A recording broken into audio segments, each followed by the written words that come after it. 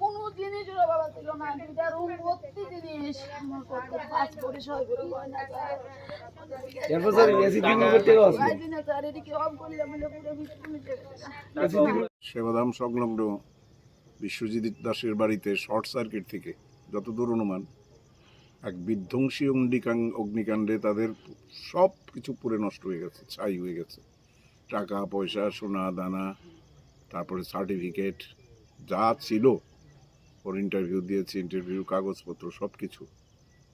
তো প্রশাসনও দাঁড়িয়েছে, আমিও সামান্য একটু সাহায্য যখন করেছি, আরও করব।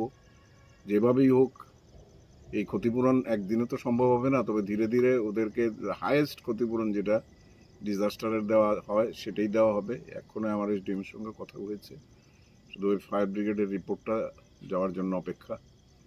আমরা সবাই আছি ওর পাশে। ও আমাদের একজন একনিষ্ঠ কর্মী এবং সবসময় আমার যে কোনো প্রোগ্রামে আমার সঙ্গে থাকে। মানে আমার মনে হচ্ছে যেন নিজের বাড়ি পুড়েছে। তো আমাদের সব কার্যকর্তারাও আছে ওনার সঙ্গে। আমরা আবার ধীরে ধীরে আগের জায়গায় ওকে ফিরিয়ে আনবো।